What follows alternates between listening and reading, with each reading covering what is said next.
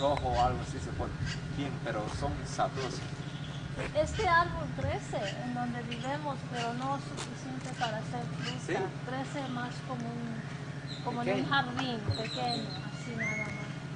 Se dan varias cosas allá, pero no crecen del mismo tamaño. No sé. A la casa. O vamos así tranquilamente y todo. Miren cómo está en la casa que tenemos. Vanessa, Pero esta las tomó en Vanessa. ese rato, ¿verdad? vení. Mira, lindas las fotos, así yo me puse hasta a llorar, me salieron las lágrimas cuando vi Aquí eso. tenemos, él Sí, es el ahí mismo, está. ¿verdad? Sí, Michael, ¿sí Sí, ves? Michael, el mismo señor que tomó esta, sí. Ah, era un tipo. Las niñas eran mucho más Aquí, pequeñas. Sí. exacto, más chiquititas. Hágase por ahí. Ajá, ¿sabes? Unas fotos lindas.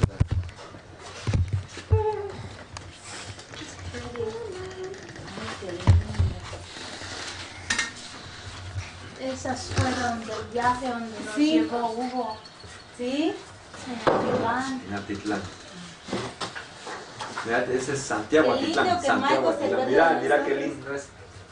Los colores, qué bonitos.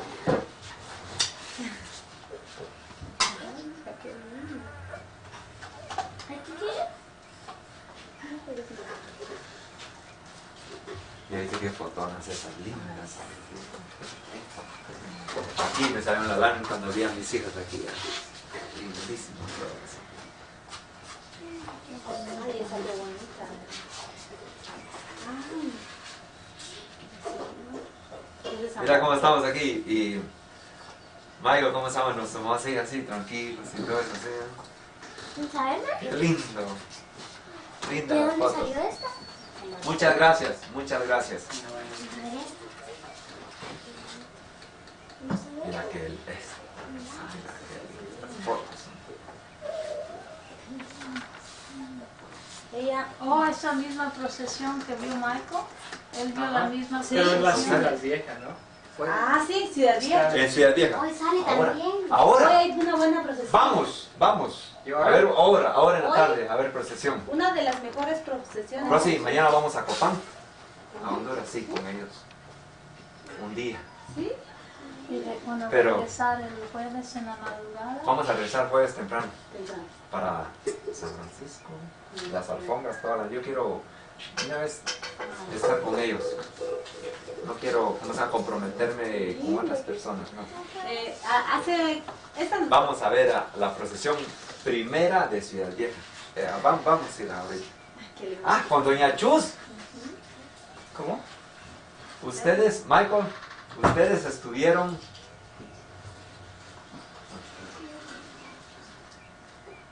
Les regalaron unas flores. Unas flores. Ellos ¿Usted fueron. estaba enferma cuando llegaron a almorzar a mi casa? Sí, Ah, Exacto. sí. Ella es. Entonces fuimos a, ¿cómo se llama? Con Doña Chus, Don Meches. ¿Se recuerda? Sí. Sí. ¿Quién hizo la alfombra? Él, No. él hizo. Jay hizo una alfombra. No. Él no fue otro. Pero Entonces arréglense y vamos a comer algo y nos vamos. Porque entonces mejor que ellos miren de una vez esa, la alfombra. No, pues no es todos. Pero pregúntale si quieren. Ellos bien. Ellos hablan español mejor que nosotros. Quizás. Oye, de vez en cuando. Trajimos ¿Quieres? unos regalitos para las niñas. mira. Pero es Todas, este todas, es ¿verdad? para los lápices, para poner punta en el lápiz. Es uno nada más. Pero aquí hay muchos lápices y plumas. En la oficina siempre tenemos muchas plumas. Y cada uno Muchas tiene gracias, sus Diana. tijeras de la escuela. Ay, qué lindo. Y los colores, cada uno tiene una cajita de colores. Y luego cuadernos, unos cuadernos para Muchas que gracias, jueguen. muy amable. Y Very estos kind. son de color y pueden hacer dibujos, pueden cortarlos, hacer diseños y pegarlos en el papel. Y aquí está la goma. Ya vieron, todo. Muchas gracias, tienen. Bueno, muy pueden agradecido. hacer adiciones. Muy amable, bien, muchas gracias. Gracias. Son para jugar. Ay, muchas gracias.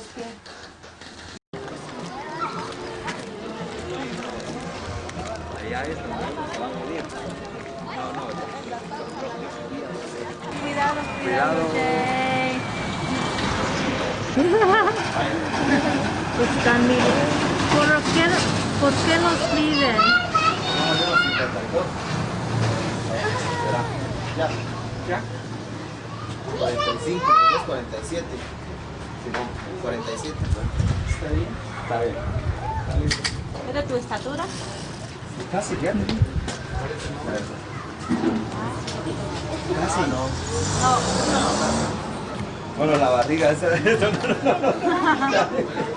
Casi igual, sí. Casi, no saber así. Ahí. Usted tiene más CD porque yo. No, sí es, ahí está, copia de ahí. Francis, el nombre de mi Francis, familia. así como está. Y mi nombre, me llamo Jay. Hi, cadets. Francis. ¿Sabes usted?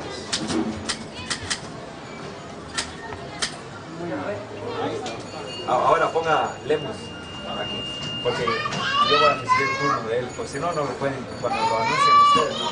No, nosotros no. No, me ponga Lemus. Exacto. Lemus. Ahí, para así, está bien. Ya fue.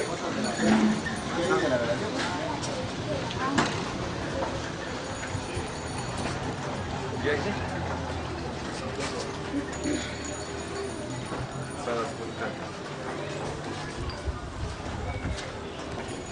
El Señor, Dios primero, aquí adentro.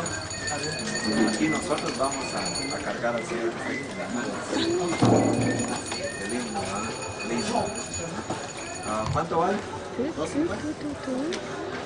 No, later.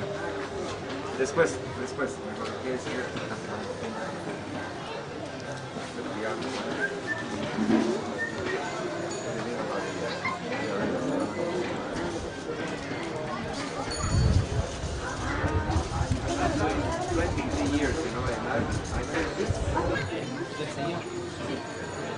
Y esta es la iglesia de San. de San Felipe.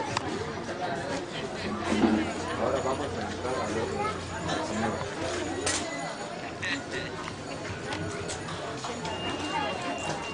Necesita un monograma. Sí, él está tocando. ¿Tú estás listo? ¿Te puedo llevar? Hablamos cerca de 400 años, 400 years old, de los españoles. Una construcción original, de madera. Pintada, parece que es pintada. No, tiene una, como de, no es la exacta. Es la más, el Señor, Santo Entierro del Señor San Felipe, es el original. Este es el Jesús negro. El negro, el Santo Entierro, llaman Santo Entierro, para que es su funeral, así. Pero este es el que dice el Black Jesus. ¿Este Sí, es? exacto. Este es el que leímos de él. Cristo negro. Cristo negro. No. No, este no es. Cristo negro de Esquipulas. Eso, vamos a ir ahí cerca de Copán, Chiquimula. Señor de San Felipe, muy milagroso. Muy milagroso.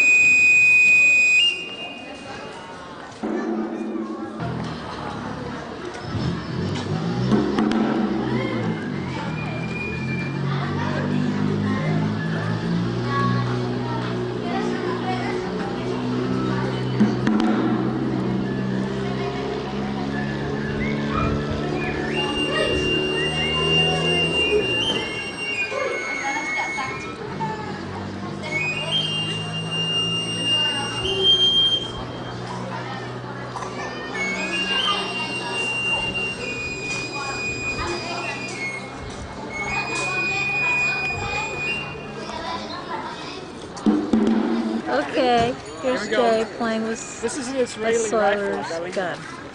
Galil, the same guy who invented the Uzi. Came from Israel. And I'm going to give it back to this gentleman here. Le traes tu a sobrino? Galila se llama. Galil. Sí, Uzi Galil.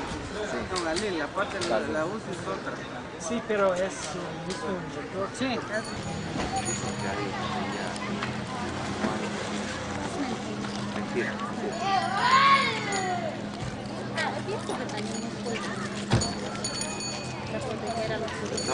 Well, this is the palace of the second wife of Pedro de Alvarado, Beatriz de la Cueva. Well, in that time, she was the governor for a short time.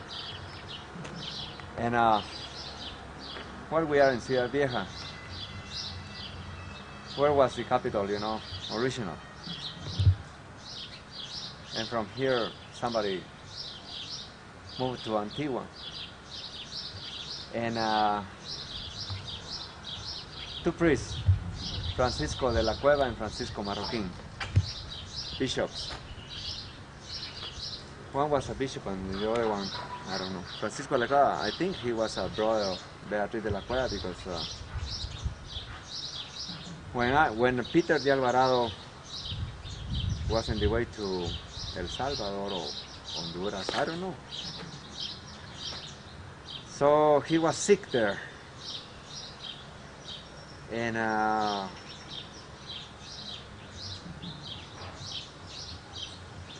so he decided to go back to Mexico.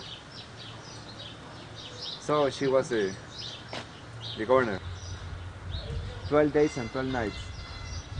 Was like earthquake or tremors, I don't know, what can I say. So the crater collapsed, broke. So after all the water came down, you see the cracks over there? With the dark trees in between, in the middle? That's the way the water came with mud, rocks, everything, trees. And you...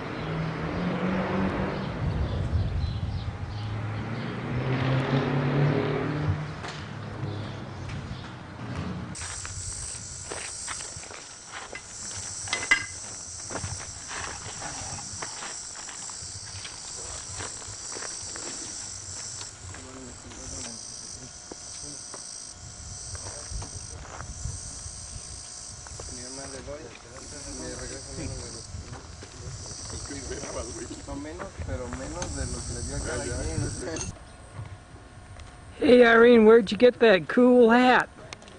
I ordered it out of a Spiegel catalog. Man, that's one fine hat, man. Boy, that'll really protect you from the sun. It's très chic, is it? Yeah, it's cool, man.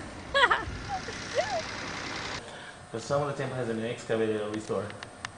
And but the drawing was very accurate. So we're gonna go up to number 4, which is the western part of the Acropolis.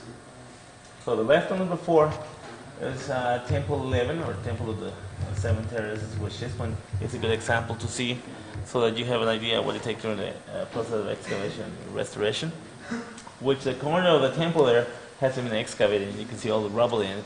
Then next to it, once they removed the rubble, they left the stone exposed to the environment, and the rest of it, which is being restored. So this gives you a good idea what it takes during the process of excavation and restoration.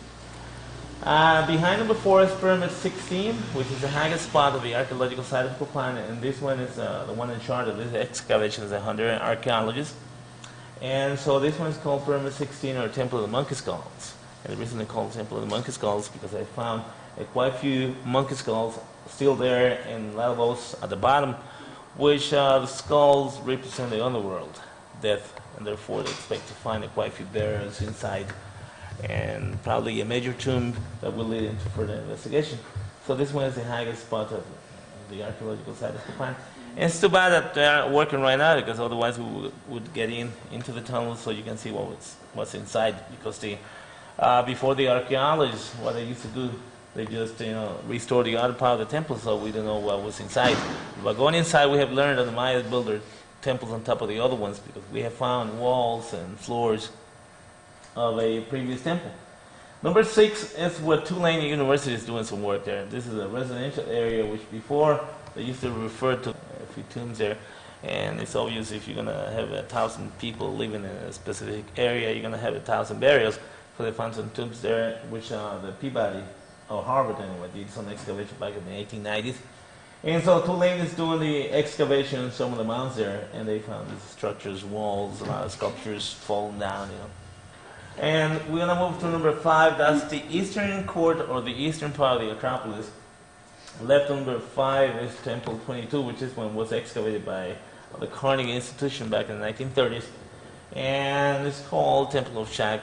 Now they call a meditation center. And it's the last temple that was built by 18 Rabbit, the 13th ruler of Copan. So the ones you see in the corners there behind number 5, those temples you won't see them anymore because those collapse into the what they call the archaeological cut, which the river supposedly diverted itself naturally and started to wash away the side of the temples. So they collapse into the river. And so also they're doing some excavation there, right on the plaza, which is University of Pennsylvania is doing some excavation under the direction of Bob Chair. So we come on top of the temples and down to the main plaza. We see number 3, which is the ball weighing 7 to 10 pounds. So the purpose of the game was to bounce the ball and place it through the ring like basketball. But in Copan we didn't have a ring. And beside the walls, you can see there are slanted like this, and have 3 macaw heads markers on the side, which still have controversy on how to play the game, which they claim that probably bounce the ball from one side to the other and probably touch the macaw head markers in order to score points, and the loser is supposed to wear decapitated, and the winner up there. I think it goes the other way. So we have found so many pieces that come from different areas in Copan, which show you that the Mayas had established a well-organized commerce within the rest of the ethnic groups, because when Columbus discovered these areas of Chile, and then Guanaja, we have 3 islands, that's Utila, and then Roatan, and Guanaja. In his report, he said he has seen dugout canoes sailing through Indians in it, loaded with cocoa beans, probably sailing all the way. If you see, they sail in a straight route, you're going to hit Belize and probably all the way to the Yucatan Peninsula. And therefore, we have found pieces in Copan that come from Teotihuacan, Mexico. We have all mixed pieces which come from the southern part of Mexico, and also we have a lot of pottery that come from the Sula Valley, which is where the best part of ceramic was made. So I show you they had established a well-organized commerce. Now this one is the archaeological map. This is the Copan River Valley. This is what we're going to see. This is the main group. This is the Sepultura site that I was showing you just a while ago, which this one is connected to what the Mayas called the Sacbe.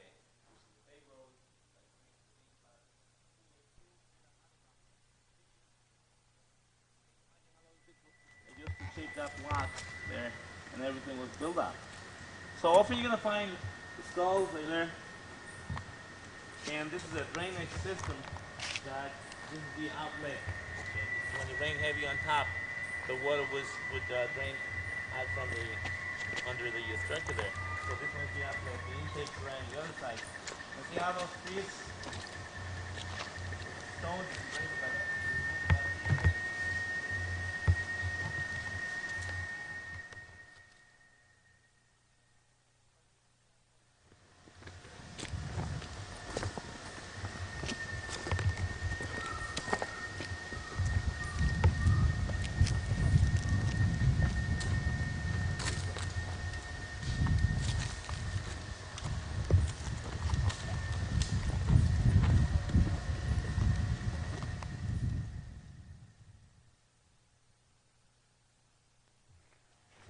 western court, the western part of the Acropolis. And this is what I was telling you, this is a good example. See how they find the mound like there in the corner, you can see all the rubble. Next to it, you see the Mayas is stuck between the stones. So, they're just left like that. And then the rest of it, which is being restored by the archaeologists. Right at the bottom, we have a caiman head, or alligator head, which this one probably came from the corner of the temple.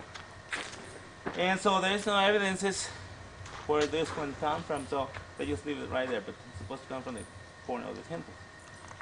Then all around you can see all these carved pieces lying all over, which we had so many archaeologists been through Copan, and somehow they mix the stones And we end up with about 35 different piles of stones, which some of those piles are called the GLK piles. I don't even know where it goes. But since Copan is different than some other sites, which the pattern on the carving, here we have some altars.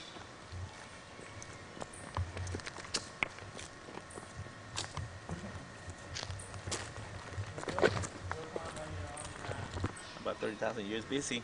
And the reason the Indians up in the States, they never developed this type of culture is probably because of the environment. They were more concerned about how to keep shelter during the winter. And so, but it's amazing what they have done, like in the Mesa Verde, the Anasazi, the gold on top of the mountain there. So some of the archaeologists describe this as this character holding an offering such as a shell. Like Linda Sheila in her book explained that these are false ball markers, that supposedly the loser of the game was thrown from the top of the temple decapitated, and therefore he's holding a skull as an offering. So they would come to this altar and worship this particular character and would place offerings such as carved deer bones, jade, in those niches there. And then you can see this guy, he's holding a torch, looks like a torch anyway, with a teeth, like came from Texas. And if you look at the serpents coming out of his mouth, if you get close to him, you can see serpents coming out of his mouth, aside. And then this is what they call the reviewing stand, all these hieroglyphic writing, which will tell you who's the one that supposedly erected, built the temple, and who they succeeded to. Which this one is Temple 11, which is supposedly was built by Yashpak, which is the 16th ruler of Copan, which was a great builder. Then behind me you can see a representation of the shell right over there, and also in the corner, which is one associated with water. So all this represents the underworld. And then they're always talking about a double-headed serpent, but you can see on top, on the walls, that looks more like a big lizard instead of a double-headed serpent. So the last inscription on this temple was made on the walls on top, which eventually we're going to end up on top. So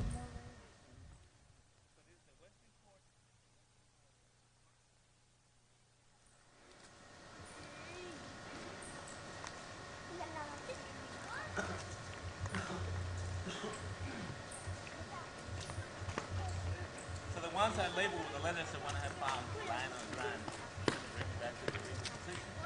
The ones with the numbers the one I have found broken in the air, the chamber skin is part of the dress right here. Then these are shells. You can see them all the monuments hanging from the waist, the decoration. Then we're on the belt, we have figures, which probably this represents some of the slaves that they may have captured. And then you can see the original color, too far of it, preserving it. Which ones that were painted in red, we have a monument at the main plaza, which the color was preserved. And they all hold a double-headed serpent on their arms like this, which this one is the lower jaw of the serpent, this is the upper jaw, this eye, and the human emerging out of the mouth of the serpent as well, the other side. Which seems like this was symbolic, something religious, which they need to impress people probably. Like nowadays, the devil has horns, I've never seen the devil myself. Austin Jimmy Swagger and David those devils. And for a long time, the archaeologists, they thought this represented gods because they were living with the 16th century romanticism. But back in 1959, Tatiana Storyakov, she was able to prove that this don't represent a god. This represents a ruler, which he wrote his ruling event during his ruling period of time on the side and back of the stela. Right here, you can see the typical Mayan hieroglyphic writing, which the first glyph at the top is the introductory glyph, the initial glyph. Then it's preceded by calendar dates, laws or events, which tell you when the monument was erected, when the ruler became in power, and the whole chronological history of what occurred in this particular period of time. So right here we have, every site has an emblem glyph, and the emblem glyph of Copan is the bat. Third month on the Mayan calendar. So according to the epitaph, this one is the 12th ruler of Copan, which is the one we know as Smoke Image. The Smoke Jaguar. It's the one that set up the seals on the hillside, boundary markers. And this guy supposedly lived through his 5th Katun, which means he got to live to be about 80 years old. Therefore his name appeared in almost all the altars of the site. And probably this guy was there right here, which is the highest spot of the archaeological site of Copan, which is the one to do in the excavation. It's a Honduran archaeology. Yeah, and you can see they found the steps and they found the stucco. Right in the center you can see they placed the plaster on top of the stucco in order to prevent deterioration by the rain. And right on the other side, you can see the original stuck in some of the steps there. And then right here, it loses the wall. It lost the wall because of the roots of the trees, which have expanded the main structure, and so that made the wall collapse. And so that they have numbered a lot of stones there. Eventually, were placed in the original position. Just the bottom layer, you can see on this side is well preserved. Then this is the way, once they remove all the rubble, this is what they found, and it probably will have to cut one of those trees because, you know, the institute is against cutting trees, so if they cut a tree, they have to plant two. And so they want to, you know, leave it the way it is because the forest is part of the history already. It's not like some of the